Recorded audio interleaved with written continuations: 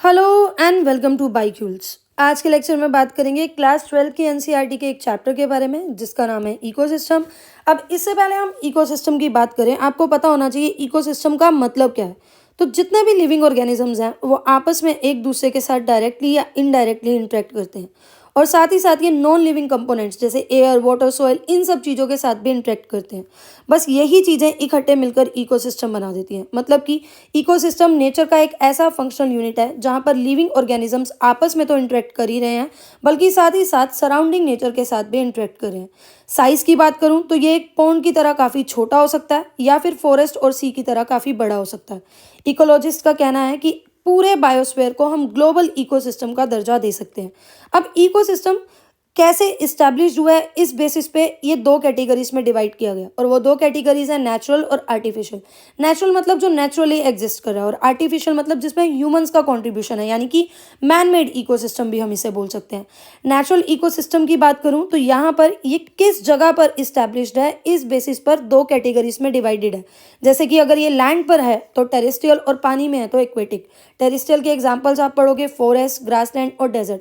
Aquatic के examples पढ़ोगे pond, estuary, river, lake और वेटलैंड। इसी तरह से आर्टिफिशियल या मैनमेड इकोसिस्टम का काफ़ी अच्छा एक एग्जाम्पल है एक्वेरियम या फिर क्रोफिल्ड या फिर जो आप जू देखते हो। जू भी नेचुरली नहीं एग्जिस्ट करते हैं, हम इन्हें बनाते हैं। तो ये सारे क्या हैं, आर्टिफिशियल इकोसिस्टम के एग्जाम्पल हैं। फिर हमारी एनसीईआरटी में आगे बोला गया है कि components of ecosystem. Components of ecosystem क्या है, तो इकोसिस्टम का मतलब हमने पढ़ा कि जहाँ लिविंग ऑर्गेनिजम्स आपस में इंटरेक्ट कर रहे हैं और साथ ही साथ नॉन लिविंग थिंग्स के साथ भी इंटरेक्ट करें। तो लिविंग के लिए जो वर्ड हम यूज़ करेंगे वो होगा बायोटिक। बायो का मतलब क्या होता है, लाइफ। और नॉन लिविंग के लिए जो वर्ड यूज़ करेंगे वो होगा अबायोटिक। ये अबायोटिक और बायोटिक कंपोनेंट्स आपस में एक इंटरेक्ट करते हैं, इनके बीच में इंटरेक्शन होती है और इंटीग्रेटेड मैनर में ये वर्क करते हैं, इसीलिए हम इन्हें कंपोनेंट्स ऑफ इकोसिस्टम बोलते हैं। उसके बाद हमारे पास एक काफ़ी इंपॉर्टेंट टर्म आती है जिस टर्म को हम बोलते हैं स्ट्रैटिफिकेशन। स्ट्रैटिफिकेशन क्या है, किसी भी एरिया में जब हम स्पीसीज को वर्टिकली डिस्ट्रीब्यूट करना स्टार्ट कर दें तो उसे हम स्ट्रैटिफिकेशन बोलेंगे। इसका एग्जांपल हम पढ़ेंगे फॉरेस्ट के केस में। जब आप फॉरेस्ट को देखते हो तो सबसे ऊपर ऊपर से नीचे की तरफ आप देखते चलोगे तो सबसे ऊपर आपको ट्रीज मिल रहे हैं, फिर आपको शर्ब्स मिलेंगे और सबसे नीचे आपको हर्ब्स और ग्रासेस मिलेंगे। तो इसी को हम क्या बोल रहे हैं, स्ट्रैटिफिकेशन बोल रहे हैं। दोस्तों, किसी भी इकोसिस्टम को काफ़ी डीपली समझने के लिए हमें ये ज़रूरी है कि हम कुछ एस्पेक्ट्स को डीपली पढ़ें। और वो एस्पेक्ट्स क्या हैं, जैसे कि प्रोडक्टिविटी, डिकम्पोजिशन, एनर्जी फ्लो और न्यूट्रिएंट साइक्लिंग।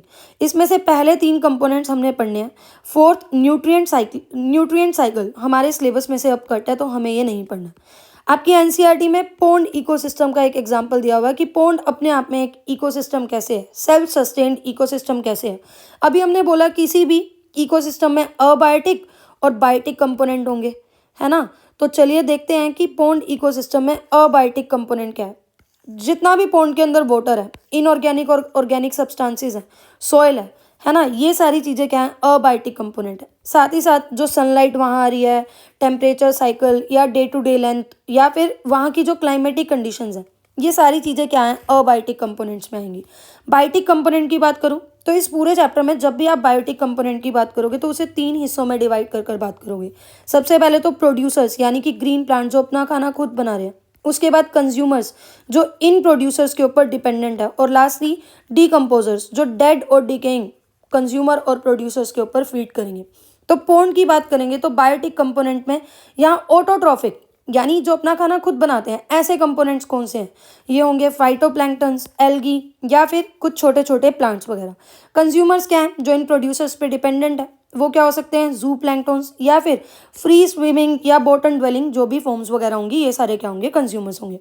डिकम्पोजर्स क्या होते हैं, जो डेड और डिकेइंग ऑर्गेनिजम्स में फीड करे, जैसे कि फंजाई, बैक्टीरिया और फ्लैजिलेट्स। ठीक है। इसके बाद जो हमारा टॉपिक है वो है प्रोडक्टिविटी। प्रोडक्टिविटी का क्या मतलब होता है, प्रोडक्टिविटी का मतलब होता है आउटपुट, है ना। जैसे हम कोई काम कर रहे हैं तो हम देखते हैं ना हमारी प्रोडक्टिविटी कितनी है, यानी कितने टाइम पे हम कितना काम कर सकते हैं, कितना ज़्यादा आउटपुट दे सकते हैं। तो किसी भी इकोसिस्टम में बायोटिक कंपोनेंट में प्रोड्यूसर्स, कंज्यूमर्स और डिकम्पोजर्स आ रहे हैं। अब प्रोड्यूसर्स, नाम में ही पता चल रहा है कि ये क्या कर रहे हैं, कुछ ना कुछ प्रोड्यूस कर रहे हैं। प्रोड्यूसर्स हमें पता है ग्रीन प्लांट होते हैं जो अपना खाना खुद बनाए, यानी यहाँ पर प्रोडक्टिविटी में सबसे पहले हमें बात करनी है प्रोड्यूसर्स की। प्रोडक्टिविटी का ये मतलब होता है कि कितना आउटपुट, कितना बायोमास, कितना ऑर्गेनिक मैटर प्रोड्यूस हो रहा है किसी एरिया में और कितने टाइम में ये प्रोड्यूस हो रहा है। यानी प्लांट यानी प्रोड्यूसर्स ये कितना बायोमास प्रोड्यूस कर सकते हैं। और प्लांट्स बायोमास कैसे प्रोड्यूस करेंगे, ये प्रोड्यूस करेंगे फोटोसिंथेसिस के थ्रू। ऐसा नहीं है कि प्रोडक्टिविटी में सिर्फ प्रोड्यूसर्स का ही रोल है, इनमें कंज्यूमर्स का भी रोल है। इसीलिए प्रोडक्टिविटी को हम दो कैटेगरीज में डिवाइड कर देते हैं, प्राइमरी प्रोडक्टिविटी और दूसरा क्या है, secondary productivity. Primary productivity related है प्लांट से यानी कि ऑटोट्रोफ से, और सेकेंडरी प्रोडक्टिविटी किससे रिलेटेड है, कंज्यूमर से।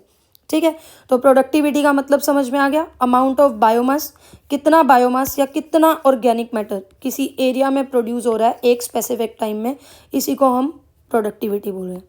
इसको हम कैसे यूनिट्स में मेजर कर सकते हैं, यूनिट्स है gram metre square inverse year inverse. अब देखो ग्राम क्यों लिखा है, क्योंकि कितना ऑर्गेनिक मैटर प्रोड्यूस हो रहा है, मीटर स्क्वायर मतलब कितने एरिया में प्रोड्यूस हो रहा है, और ईयर मतलब कितने मतलब एक साल में कितना प्रोड्यूस हो रहा है। इसको kilocalorie metre square inverse और ईयर इनवर्स में भी हम मेजर कर सकते हैं। प्राइमरी प्रोडक्टिविटी की बात करेंगे तो ये दो टाइप की है, और वो दो टाइप कौन कौन से हैं, ग्रोस प्राइमरी प्रोडक्टिविटी यानी कि जीपीपी और नेट प्राइमरी प्रोडक्टिविटी यानी कि एनपीपी। दोस्तों ग्रोस का मतलब होता है टोटल। इसको आपने सुना होगा, जैसे कभी भी कोई अपनी सैलरी की डिस्कशन करता है तो वो बताता है कि मेरी ग्रोस सैलरी इतनी है और नेट सैलरी इतनी है। ग्रोस मतलब टोटल और नेट मतलब टैक्सेस कटने के बाद जो इन हैंड उसके पास सैलरी आ रही है। इसी तरह से ग्रोस प्राइमरी प्रोडक्टिविटी क्या है, फोटोसिंथेसिस के दौरान कोई भी प्लांट्स मतलब जितने भी प्लांट्स हैं वो जितना ऑर्गेनिक मैटर प्रोड्यूस कर रहे हैं उसको हम ग्रोस प्राइमरी प्रोडक्टिविटी बोलेंगे। नेट प्राइमरी प्रोडक्टिविटी क्या है, अब देखो ये जो प्रोड्यूसर्स हैं इन्होंने जितना भी ऑर्गेनिक मटेरियल प्रोड्यूस किया, इसमें से कुछ ये रेस्पिरेटरी मतलब अपनी रेस्पिरेशन के लिए भी यूज़ करेंगे। यानी कि अगर मैं ग्रोस प्राइमरी प्रोडक्टिविटी में से टोटल में से रेस्पिरेटरी लॉसेस को माइनस कर दूं, रेस्पिरेटरी लॉसेस मतलब जो प्लांट्स ने अपने लिए ही यूज़ किए हैं, इन रेस्पिरेटरी लॉसेस को माइनस करने के बाद जो प्रोडक्टिविटी हमारे पास बचेगी वो होगी नेट प्राइमरी प्रोडक्टिविटी यानी कि एनपीपी। ये फॉर्मूला याद रखना, NPP is equal to GPP minus R, यानी कि net primary productivity is equal to gross primary productivity minus R. ठीक है, तो एनपीपी वो बायोमास है जो हीट्रोट्रोप्स यानी कंज्यूमर्स की कंजप्शन के लिए अवेलेबल है। फिर हम बात करेंगे सेकेंडरी प्रोडक्टिविटी। देखो प्राइमरी प्रोडक्टिविटी में तो क्या था, जो प्लांट्स फोटोसिंथेसिस की हेल्प से प्रोड्यूस करें। सेकेंडरी प्रोडक्टिविटी मतलब कंज्यूमर्स आगे जाकर जितना भी नया ऑर्गेनिक मटेरियल प्रोड्यूस कर रहे हैं, ऑर्गेनिक मैटर बायोमास प्रोड्यूस कर रहे हैं, उसको हम सेकेंडरी प्रोडक्टिविटी बोल रहे हैं। ठीक है, तो ये तो हमने हमारा जो फर्स्ट फंक्शनल कंपोनेंट था वो हमने डिस्कस कर लिया प्रोडक्टिविटी। अगला है हमारे पास डीकम्पोजिशन। डीकम्पोजिशन का क्या मतलब है, देखो कंपोजिशन का क्या मतलब होता है, कंपोजिशन का मतलब होता है कि किसी भी चीज़ में क्या क्या कंपोनेंट्स हैं, है ना। और डीकम्पोजिशन मतलब जब हम इन कंपोनेंट्स को तोड़ रहे हैं, यानी डीकम्पोजिशन का मतलब होता है ब्रेकडाउन। किसका ब्रेकडाउन, कॉम्प्लेक्स ऑर्गेनिक मैटर का ब्रेकडाउन। अब हम जब इस कॉम्प्लेक्स ऑर्गेनिक मैटर को ब्रेक करेंगे तो हमें क्या मिलेगा, हमें मिलेंगे कुछ इनऑर्गेनिक सब्सटेंसेस जैसे कि CO2, वाटर और न्यूट्रिएंट्स। अब देखो जिन भी चीज़ों के ऊपर डीकम्पोजिशन होगी, पहले तो ये समझो डीकम्पोजिशन करते कौन है, तो ये करते हैं डीकम्पोजर्स जैसे कि बैक्टीरिया, फंजाई, ये सब क्या कर रहे हैं, डीकम्पोजिशन करवा रहे हैं। अब किसके ऊपर डीकम्पोजिशन हो रही है, जितना भी डेड सब्सटेंस है, वेस्ट सब्सटेंस है ना, तो जिसके ऊपर भी डीकम्पोजिशन होगी यानी जो भी रॉ मटेरियल होगा जिसके ऊपर ये बैक्टीरिया और फंजाई एक्ट करेंगे उसको हम बोलते हैं डेट्रिटस। डेट्रिटस क्या है, डेड प्लांट मटेरियल, इसमें लीव्स, बार्क, फ्लावर्स, ये सारे और जितने भी डेड एनिमल्स हैं, ये सारी चीज़ें जिनके ऊपर डीकम्पोजिशन हो रही है, इसको इन चीज़ों को हम बोलते हैं डेट्रिटस यानी कि रॉ मटेरियल। अब डीकम्पोजिशन कुछ स्पेसिफिक स्टेप्स में होती है, मतलब एक प्रॉपर सीरीज है जिसमें क्या हो रही है, डीकम्पोजिशन हो रही है। पहला स्टेप है हमारे पास फ्रेगमेंटेशन। फ्रेगमेंटेशन किसका, तो रॉ मटेरियल यानी कि डेट्रिटस का फ्रेगमेंटेशन। फ्रेगमेंटेशन का मतलब ही क्या है कि टुकड़ों में तोड़ना, यानी जो डेट्रिटिवोर्स होंगे, बैक्टीरिया और फंजाई होंगे, ये फीड करेंगे इस रॉ मटेरियल के ऊपर और इसको ब्रेक डाउन कर देंगे। ठीक है, यानी यहाँ पर माइक्रोबियल एक्शन देखा जाएगा। अब यहाँ से कुछ ना कुछ सब्सटेंसेस तो कुछ ना कुछ इनऑर्गेनिक न्यूट्रिएंट्स जो हैं वो रिलीज होंगे। ये इनऑर्गेनिक न्यूट्रिएंट्स सॉइल में जाते रहेंगे, सॉइल में परकोलेट होते रहेंगे, क्योंकि ये डीकम्पोजिशन कहाँ हो रही है, सॉइल में ही तो हो रही है ना। है ना। तो जितने भी फ्रेगमेंटेशन के बाद इनऑर्गेनिक सब्सटेंसेस वगैरह, न्यूट्रिएंट्स वगैरह निकलेंगे, रिलीज होंगे, तो जितने भी ये सोल्यूबल इनऑर्गेनिक न्यूट्रिएंट्स होंगे ये वाटर में डिजोल्व होकर सॉइल के अंदर जाते रहेंगे, और इसी प्रोसेस को हम क्या बोल रहे हैं, लीचिंग बोल रहे हैं। तो फर्स्ट स्टेप हमने पढ़ा फ्रेगमेंटेशन, और सेकेंड हमने पढ़ा लीचिंग। थर्ड होता है कैटाबोलिज्म। कैटाबोलिज्म का मतलब ही क्या है? कैटाबोलिज्म का मतलब होता है ब्रेक डाउन, है ना। सब्सटेंसेस जब टूटते हैं तो जैसे जैसे डीकम्पोजर्स यानी कि बैक्टीरिया और फंजाई एक्ट कर रहे हैं इस रॉ मटेरियल पे, वो कुछ एंजाइम्स रिलीज करेंगे। उन एंजाइम्स की वजह से ये raw material simple inorganic compounds में टूट जाएंगे, इसी को हम कैटाबोलिज्म बोल रहे हैं। फिर आता है ह्यूमिफिकेशन। ह्यूमिफिकेशन क्या है? हम बचपन से पढ़ते आ रहे हैं। ह्यूमस क्या है? ह्यूमस जो कि सॉइल की फर्टिलिटी के लिए काफ़ी इंपॉर्टेंट है। अब जो भी रॉ मटेरियल पे ये 3 स्टेप्स ऊपर हो रहे हैं, तो इसकी वजह से एक डार्क कलर का अमोर्फस सब्सटेंस बनेगा, उसको हम ह्यूमस बोलेंगे। और ह्यूमस सॉइल की फर्टिलिटी के लिए बहुत इंपॉर्टेंट है। ये जो ह्यूमस होता है ना, ये रेजिस्टेंट होता है माइक्रोबियल एक्शन पे, यानी इस पे जल्दी जल्दी माइक्रोब्स एक्ट नहीं कर रहे, धीरे धीरे इसको तोड़ पा रहे हैं, यानी ये बड़ा एक स्लो प्रोसेस है। और ह्यूमस क्या है? उसके अंदर बहुत सारे न्यूट्रिएंट होते हैं, इसीलिए ये सॉइल की फर्टिलिटी के लिए बहुत इंपॉर्टेंट है। लास्ट हमारे पास आता है मिनरलाइजेशन। अब ये जो ह्यूमस है ये भी आगे डिग्रेडेड होता रहेगा और कुछ इनऑर्गेनिक सब्सटेंसेस में टूटेगा, जैसे CO2, H2O, और साथ ही साथ कुछ न्यूट्रिएंट्स, जैसे कि न्यूट्रिएंट्स यानी कि आयंस वगैरह भी, ठीक है, जैसे calcium ions, magnesium, potassium ions, ठीक है। तो ये हमारे पास डीकम्पोजिशन के सेवरल स्टेप्स थे, जिसमें सबसे पहले हमने फ्रेगमेंटेशन पढ़ा, फिर हमने लीचिंग, थर्ड कैटाबोलिज्म, ह्यूमिफिकेशन, और लास्टली हमने पढ़ा मिनरलाइजेशन के बारे में। अब एनसीईआरटी में बताया हुआ कुछ फैक्टर्स जो कि रेट ऑफ डीकम्पोजिशन, मतलब डीकम्पोजिशन की स्पीड को अफेक्ट करते हैं। पहला फैक्टर है केमिकल कंपोजिशन। देखो, कभी भी जो रॉ मटेरियल यानी डेट्रिटस रिच होगा अगर वो लिग्निन और काइटिन में, तो ये जो डीकम्पोजिशन का प्रोसेस होगा ये बहुत स्लो होगा, क्योंकि लिग्निन और काइटिन जल्दी से नहीं टूटते। लेकिन अगर वो रॉ मटेरियल उसमें नाइट्रोजन और शुगर वगैरह ज़्यादा होंगी तो वो जल्दी जल्दी टूटेगा, यानी उसकी डिकम्पोजिशन जल्दी होगी। क्लाइमेटिक कंडीशन की बात करें तो हमें पता है, जैसे गर्मियों में वार्म और ह्यूमिड कंडीशन में, मॉइस्ट एनवायरनमेंट में खाना जल्दी खराब होता है, यानी खाना जल्दी डिकम्पोज होता है। इसी तरह से अगर वार्म और मॉइस्ट एनवायरनमेंट है तो वो डिकम्पोजिशन को फेवर करेगा, और अगर लो टेम्परेचर है, एनएरोबिक कंडीशन है, तो वो डिकम्पोजिशन को इनिबिट करेगा। यहीं पर हमारे दो फंक्शनल कंपोनेंट पूरे हो चुके हैं, यानी कि प्रोडक्टिविटी और डीकम्पोजिशन। थर्ड हम बात करेंगे यहाँ पर एनर्जी फ्लो के बारे में। एनर्जी फ्लो क्या है? सबसे पहले तो हमें पता होना चाहिए एनर्जी का सोर्स क्या है। तो देखो, डीप सीज और ओशियंस को छोड़कर बाकी इस दुनिया में जितने भी जगहें हैं, वहाँ पर एनर्जी सोर्स, इकलौता अल्टीमेट एनर्जी सोर्स क्या है? सन। यानी except for deep sea hydrothermal ecosystem, sun is the only source of energy for all ecosystem on earth. सभी इकोसिस्टम के लिए जो सोर्स ऑफ एनर्जी, इकलौता सोर्स ऑफ एनर्जी है, वो है सन। अब सन से जो रेडिएशंस आ रही है ना, उसमें से 50% से भी कम रेडिएशंस पार होती हैं। पार मतलब फोटोसिंथेटिकली एक्टिव रेडिएशन, मतलब फोटोसिंथेसिस करवाने के कैपेबल होती है। और सोचने की बात है, इन 50% रेडिएशन में से भी प्लांट फोटोसिंथेसिस के लिए सिर्फ 2 से 10% रेडिएशन को ही कैप्चर कर सकता है। और प्लांट क्या है? प्रोड्यूसर्स हैं, जो अपना खाना खुद बना रहे हैं, फिर कंज्यूमर्स इन पे फीड कर रहे हैं, यानी यही एनर्जी आगे फ्लो हो रही है। और ऐसा नहीं है कि same amount of energy flow हो रही है, हर एक स्टेप में कुछ एनर्जी लॉस भी हो रही है, ठीक है। तो सबसे पहले तो बात करेंगे यहाँ पर प्रोड्यूसर्स की। प्रोड्यूसर्स क्या है? हमने देखो अभी पढ़ा ना, हमें यहाँ पर बायोटिक कंपोनेंट पढ़ने हैं इकोसिस्टम के, तो हम यहाँ पर प्रोड्यूसर्स और कंज्यूमर्स के बारे में डिटेल में बात करेंगे, हर एक ट्रॉफिक लेवल के बारे में डिटेल में बात करेंगे। सबसे पहले बात कर रहे हैं प्रोड्यूसर्स। तो ग्रीन प्लांट्स किसी भी इकोसिस्टम में ना प्रोड्यूसर्स हैं। ग्रीन प्लांट क्यों? क्योंकि ये ऑटोट्रॉफ्स हैं, अपना खाना खुद बनाते हैं, अपना खाना खुद प्रोड्यूस कर रहे हैं, इसलिए ये प्रोड्यूसर है। टेरेस्ट्रियल इकोसिस्टम की बात करूं तो यहाँ पर जो मेजर प्रोड्यूसर्स होंगे वो हर्बेशियस या वुडी प्लांट होंगे, है ना। अगर एक्वेटिक इकोसिस्टम की बात करूं तो यहाँ फाइटोप्लैंक्टन, एल्गे और कुछ ऐसे ऑर्गेनिजम्स क्या होंगे? प्राइमरी प्रोड्यूसर्स होंगे। प्लांट से या प्रोड्यूसर से हम स्टार्ट करें तो देखो, एक कॉन्सेप्ट होता है फूड चेन का। फूड चेन का मतलब जैसे कि ग्रास को गोट ने खाया और गोट को लॉयन ने खा लिया, है ना। तो ये क्या है? ये एक सिंपल सी फूड चेन है। पर नेचर में ऐसा कभी भी नहीं होता है कि एक सिंपल फूड चेन हो। ये सारी फूड चेन आपस में इंटरकनेक्टेड होती हैं। जैसे कि फूड चेन के हिसाब से तो ग्रास को गोट ने ही खाया और गोट को लॉयन ने ही खाया, पर ऐसा भी तो हो सकता है ना कि इस ग्रास को काऊ ने खा लिया, है ना, या फिर इस ग्रास को किसी और ऑर्गेनिज्म ने खा लिया, है ना। गोट को ज़रूरी थोड़ी है लोयन ही खाएगा, क्या पता लोयन की जगह टाइगर भी खा ले। तो ये सारी फूड चेन आपस में इंटरकनेक्टेड होती हैं और ये फूड वेब बना देती हैं। ठीक है, क्लियर।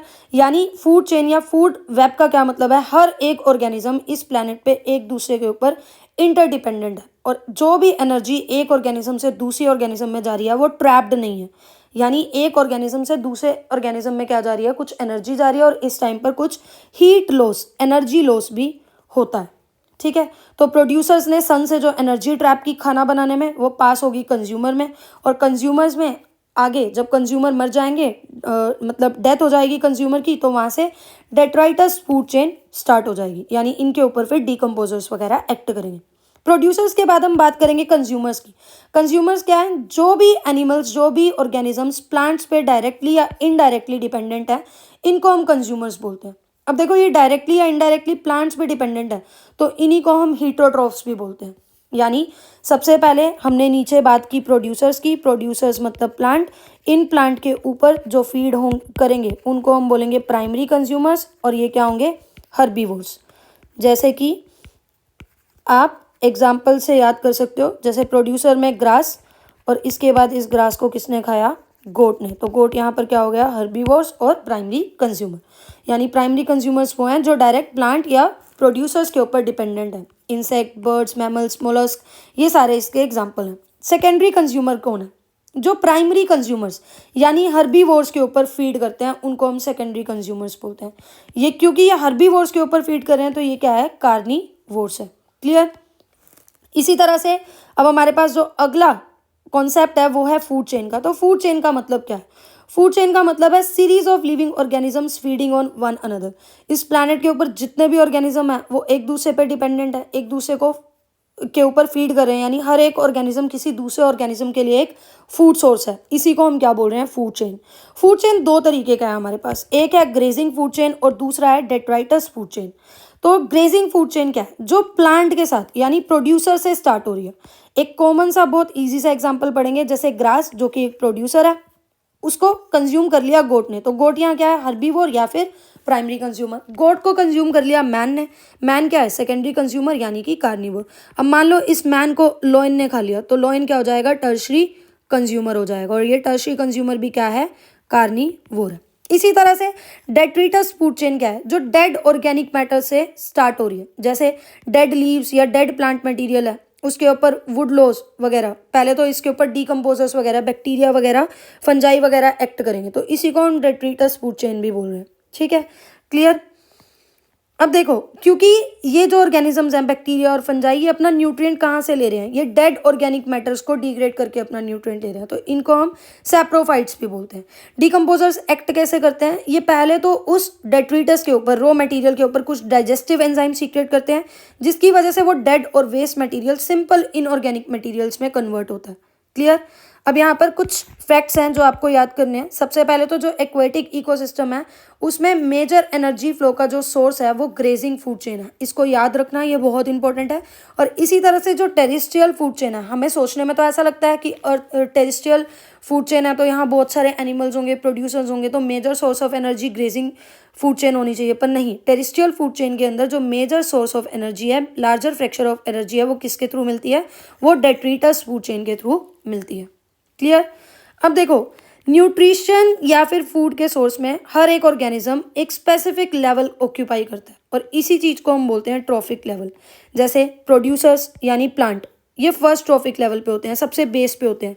इनके ऊपर डिपेंडेंट होते हैं हर्बीवोर्स यानी प्राइमरी कंज्यूमर्स, ये सेकेंड ट्रॉफिक लेवल पे आते हैं, और इन हर्बीवोर्स को कंज्यूम करते हैं कार्निवोर्स यानी कि टर्शरी कंज्यूमर, ये थर्ड ट्रॉफिक लेवल पे आएंगे। जैसे यहाँ पर आप पढ़ सकते हो, प्रोड्यूसर्स फर्स्ट ट्रॉफिक लेवल पे आ रहे हैं। प्रोड्यूसर्स में क्या क्या आ सकते हैं, फाइटोप्लैंक्टन, ग्रास, ट्रीज, ये सारे ऑर्गेनिजम्स जो अपना खाना खुद बना सके। प्राइमरी कंज्यूमर्स यानी जो सेकेंड ट्रॉफिक लेवल पे आएंगे, मतलब जो इन प्रोड्यूसर्स के ऊपर फीड करेंगे, जैसे कि जू प्लैंक्टन, ग्रास होपर या फिर काउ। फिर सेकेंडरी कंज्यूमर जो कि थर्ड ट्रॉफिक लेवल पे आएंगे, जैसे कि बर्ड्स और फिशेस। और लास्टली हम बात करेंगे टर्शरी कंज्यूमर्स जो कि फोर्थ ट्रॉफिक लेवल पे आएंगे, जैसे मैन और लॉयन। क्लियर। अब जैसे जैसे हम ऊपर वाले ट्रॉफिक लेवल पे जाते रहेंगे, सक्सेसिव ट्रॉफिक लेवल पे जाते रहेंगे, जो अमाउंट ऑफ एनर्जी है वो डिक्रीज होती रहेगी। मतलब प्लांट में जितनी भी एनर्जी है, प्लांट्स के ऊपर जब हर्बीवोर्स फीड करेंगे तो हर्बीवोर्स के ऊपर के पास सारी की सारी एनर्जी नहीं जाएगी, प्लांट्स में से कुछ एनर्जी जाएगी और कुछ हीट लॉस के वे में एस्केप हो जाएगी। क्लियर। उसके बाद हमारे पास क्या है, बताया हुआ है कि जब भी कोई ऑर्गेनिज्म मरेगा, है ना, तो वहां पर हमारे पास क्या स्टार्ट हो जाएगी, डिकम्पोजिशन, यानी कि डेट्रिटस फूड चेन स्टार्ट हो जाएगी। अब एनसीईआरटी में ही एक टर्म है स्टैंडिंग क्रॉप। स्टैंडिंग क्रॉप क्या है, किसी भी स्टैंडिंग क्रॉप की पहले डेफिनेशन पढ़ो। स्टैंडिंग क्रॉप क्या है, each trophic level has certain amount of living material at a particular time called as standing crop. हर एक ट्रॉफिक लेवल पे जितना भी लिविंग मटेरियल होगा, ऑर्गेनिक मटेरियल होगा, उसको हम स्टैंडिंग क्रॉप बोलेंगे। तो स्टैंडिंग क्रॉप क्या है, ये मेजर करती है कि किसी भी एरिया में किसी भी ट्रॉफिक लेवल पे कितना लिविंग मटेरियल है। क्लियर।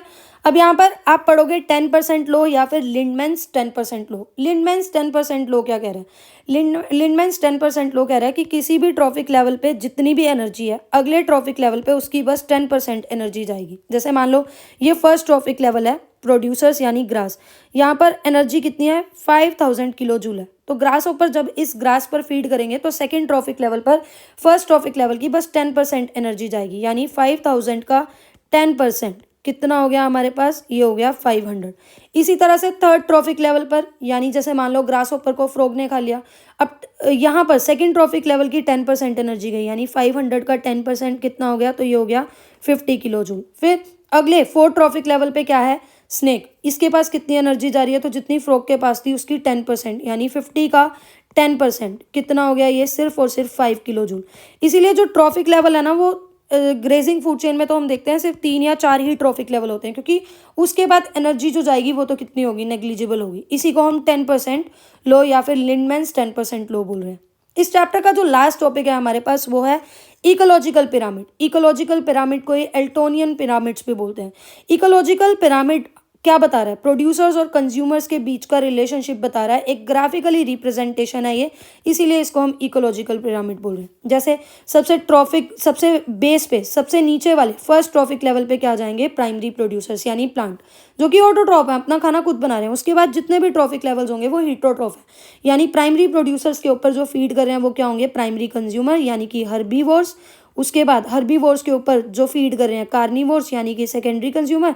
सेकेंडरी के ऊपर जो फीड करेंगे वो टर्शरी, और टर्शनरी के ऊपर जो फीड करेंगे वो क्या होंगे, क्वाटनरी यानी कि एपेक्स होंगे। ठीक है, क्लियर। पिरामिड्स ना 3 टाइप के हैं, और ये हैं pyramid of number, pyramid of biomass और pyramid of energy. Pyramid of number क्या है, देखो जब हम एक पिरामिड बना रहे हैं और ऑर्गेनिजम्स को नंबर के वे में, नंबर्स की फॉर्म में क्या कर रहे हैं, वहां पर हर एक ट्रॉफिक लेवल पर रख रहे हैं, तो उसको हम क्या बोलेंगे, पिरामिड ऑफ नंबर। जैसे जैसे हम ऊपर की तरफ जाते रहेंगे, ऊपर वाले ट्रॉफिक लेवल पर जाते रहेंगे, तो ये जो नंबर ऑफ ऑर्गेनिजम्स होंगे ये डिक्रीज होते रहेंगे। पिरामिड ऑफ नंबर अपराइट भी हो सकता है, ग्रासलैंड इकोसिस्टम के केस पे, जैसे ग्रास को ग्रास होपर या इंसेक्ट ने खाया, ग्रास होपर को फ्रॉग ने, और फ्रॉग को किसने खा लिया, होक ने। और ऐसे ही ये इन्वर्टेड भी हो सकते हैं ट्री इकोसिस्टम के केस में, या फिर पैरासाइटिक इकोसिस्टम के केस में भी ये क्या हो सकते हैं, इन्वर्टेड हो सकते हैं। दूसरा है पिरामिड ऑफ बायोमास। जैसे पिरामिड ऑफ नंबर में हम हर एक ट्रॉफिक लेवल पे नंबर लेकर चल रहे थे ना, नंबर कंसीडर कर रहे थे, यहाँ हम बायोमास लेकर चलेंगे। बायोमास मतलब कैसे बायोमास को मेजर करेंगे, ड्राई वेट में, यूनिट क्या होगी, ग्राम मीटर स्क्वायर। तो जैसे जैसे ऊपर की तरफ जाते रहेंगे ये बायोमास क्या होता रहेगा, डिक्रीज होता रहेगा। जैसे आप ये एग्जाम्पल पढ़ सकते हो, प्रोड्यूसर्स का बायोमास सबसे ज़्यादा होगा, फिर प्राइमरी कंज्यूमर, फिर सेकेंडरी, फिर टर्शियरी और क्वाटनरी। बायोमास के केस में पॉन्ड इकोसिस्टम का अगर हम एग्जांपल लें तो यहाँ पर हमें क्या मिलता है, इन्वर्टेड पिरामिड मिलता है। मतलब प्रोड्यूसर्स का बायोमास सबसे कम होगा, उसके बाद कुछ क्रस्टेशियंस वगैरह, फिर स्मॉल फिशेस और फिर लार्ज फिशेस। तो यहाँ जो पिरामिड मिलेगा वो एनर्जी पिरामिड जो मिलेगा हमें पिरामिड ऑफ बायोमास का पॉन्ड इकोसिस्टम के केस में वो इन्वर्टेड मिलेगा। मतलब जैसे जैसे मतलब नीचे से ऊपर तक आप जाते रहोगे ट्रॉफिक लेवल पे, तो ऊपर की तरफ जो बायोमास है वो ज़्यादा होगा। लास्ट हमारे पास है पिरामिड ऑफ एनर्जी। देखो पिरामिड ऑफ नंबर और बायोमास में आपने देखा कि ये इन्वर्टेड भी हो सकते हैं, पर पिरामिड ऑफ एनर्जी हमेशा और हमेशा क्या होगा, अपराइट होगा। क्यों, क्योंकि ये किसको फॉलो कर रहा है, ये 10% एनर्जी रूल को फॉलो कर रहा है, कि हर एक ट्रॉफिक लेवल से जो आगे एनर्जी जाएगी वो पिछले ट्रॉफिक लेवल की बस 10% होगी। मतलब एनर्जी डिक्रीज होती जा रही है। मतलब जैसे जैसे आप ऊपर के ट्रॉफिक लेवल पे जाते रहोगे तो एनर्जी क्या होगी, डिक्रीज। ठीक है। जैसे यहाँ प्रोड्यूसर्स के पास 100% एनर्जी है तो इसकी 10% यानी 10% ही अगले लेवल पे जाएगी, फिर 1% अगले लेवल पे, फिर 0.1। ठीक है, क्लियर। तो ये था पिरामिड ऑफ एनर्जी। लास्ट इस चैप्टर में हम पढ़ेंगे पिरामिड, इकोलॉजिकल पिरामिड की लिमिटेशंस क्या है। सबसे पहली लिमिटेशन तो ये है, इन्होंने जिस ट्रॉफिक लेवल पे जिस ऑर्गेनिज्म को मान लिया, इन्होंने कहा बस ये ऑर्गेनिज्म तो इसी ट्रॉफिक लेवल पे आएगा, उसके अलावा वो सेम स्पीसीज को अलग अलग ट्रॉफिक लेवल पे काउंट नहीं कर रहे। ये फूड चेन जैसी सिंपल चीज को अज्यूम कर रहे हैं, जबकि फूड चेन जैसी कोई चीज भी नेचर में एग्जिस्ट नहीं करती। एक्चुअल में तो फूड वेब एग्जिस्ट करते हैं, क्योंकि अगर आप कह रहे हो कि ग्रास को गोट ने खा लिया और गोट को फिर मैन ने खा लिया, तो ऐसा थोड़ी है कि ग्रास को हमेशा गोट ही खाएगी या गोट को हमेशा मैन ही खाएगा, है ना। तो हमेशा क्या है, जो इकोसिस्टम है उसके अंदर मतलब हमारे अर्थ के ऊपर डिफरेंट डिफरेंट ऑर्गेनिजम्स एक दूसरे पर डिपेंडेंट है, यानी एक प्रॉपर फूड चेन नहीं है बल्कि फूड वेब का कॉन्सेप्ट है। यानी ये फूड चेन्स आपस में क्या है, इंटरकनेक्टेड है। पर ये जो इकोलॉजिकल पिरामिड है ये फूड वेब के कॉन्सेप्ट को लेकर नहीं चल रहे। अब सैप्रोफाइट यानी कि डिकम्पोजर्स, जिनका इतना इंपॉर्टेंट रोल है हमारे अर्थ पे, वो अर्थ को क्लीन करके रख रहे हैं। क्योंकि अगर ऐसे ही कोई चीज़ पड़ी रहेगी, मरकर कोई ऑर्गेनिज्म पड़े रहेंगे, तो अर्थ पे तो गंदगी फैलती रहेगी। तो ये डिकम्पोजर्स का इतना इंपॉर्टेंट रोल है, ये अर्थ को क्लीन कर रहे हैं। इनको इकोलॉजिकल पिरामिड्स के अंदर कोई भी पोजिशन नहीं दी गई। तो this was all about our chapter. क्योंकि बोर्ड के एग्जाम्स पास में हैं, तो मैंने सोचा कि एक बहुत छोटे वीडियो में इस पूरे चैप्टर को कंक्लूड किया जाए। अगर आपको ये पसंद आया तो do like, subscribe and share. Thank you.